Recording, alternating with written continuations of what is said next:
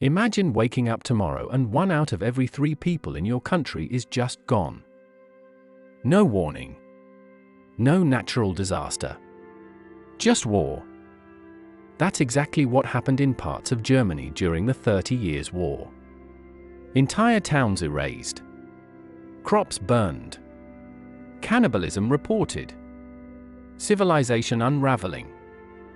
But here's the twist, this war didn't start because someone wanted to conquer the world. It started over a window. And by the end of this video, you'll understand how one political tantrum turned into the deadliest conflict Europe had ever seen and how it reshaped the world we live in today. Let's rewind. In 1618, in Prague, a group of angry Protestant nobles stormed a castle and literally threw 2 Catholic officials out of a 3rd-story window.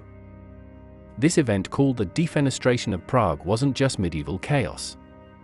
It was gasoline on a continent already soaked in religious tension. Europe was divided between Catholics and Protestants after the Protestant Reformation.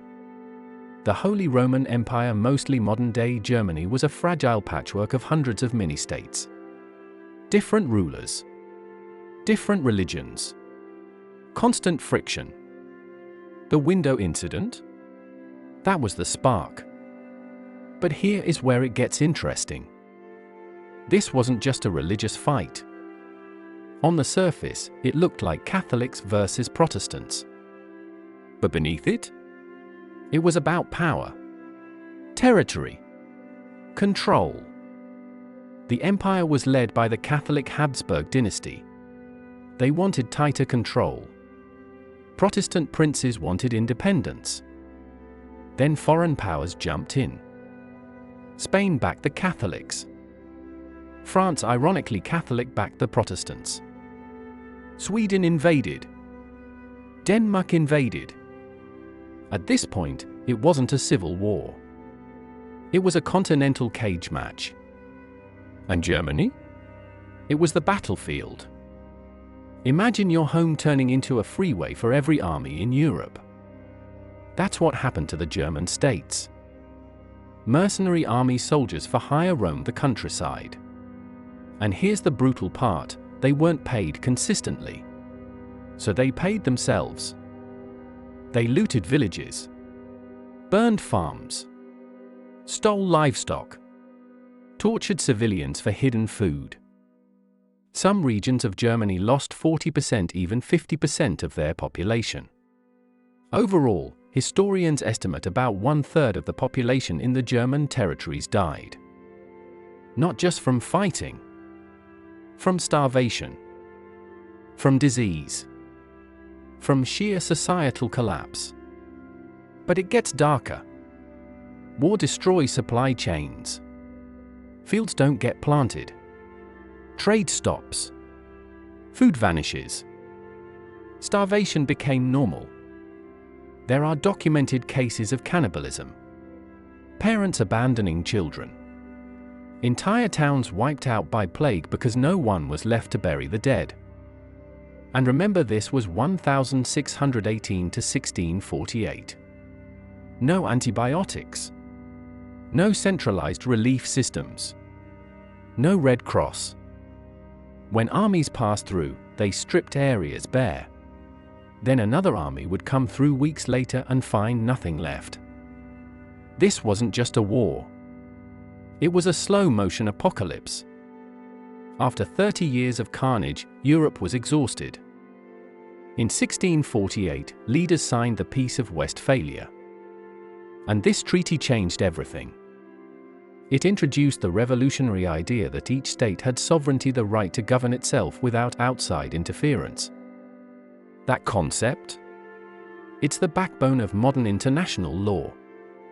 The idea that countries control their own borders. That outside powers can't just intervene at will. That was born from the ashes of this war. So ironically, one of the most destructive conflicts in European history laid the foundation for the modern nation-state system. But for Germany, the damage was already done. Before the war, the German territories were economically vibrant and strategically central. After the war, they were fragmented, depopulated, and weak. While countries like France consolidated power, the German states remained divided for centuries. This fragmentation delayed German unification until 1871, over 200 years later. And when Germany finally unified under Otto von Bismarck, it did so with a chip on its shoulder and a hunger for power. Some historians argue that the instability and divisions born in the 30 Years' War planted seeds that would echo all the way to the World Wars. One conflict. Generational consequences. Here's something wild. This war normalized the idea of massive mercenary armies. Commanders like Albrecht von Wallenstein built private armies bigger than some national forces. War became profitable. The longer it dragged on, the more contracts, the more land grabs, the more leverage. Peace wasn't financially attractive to everyone involved. Sound familiar? The 30 Years' War showed how conflicts can sustain themselves once enough powerful players benefit from chaos. Now here's the question we opened with.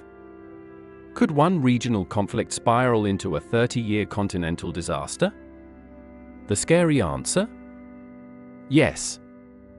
The 30 Years' War started as a localized religious dispute. Alliances escalated it. Foreign powers intervened. Economic interests prolonged it. It's a blueprint we've seen repeated throughout history. The lesson isn't just war is bad. That's obvious. The real lesson is this: when political power struggles mix with identity, religion, and foreign intervention, conflicts can metastasize beyond anyone's control. And civilians always pay the highest price. One thrown window led to millions of deaths and reshaped global politics forever. The 30 Years' War wasn't just Europe's tragedy, it was the birth of the modern world order.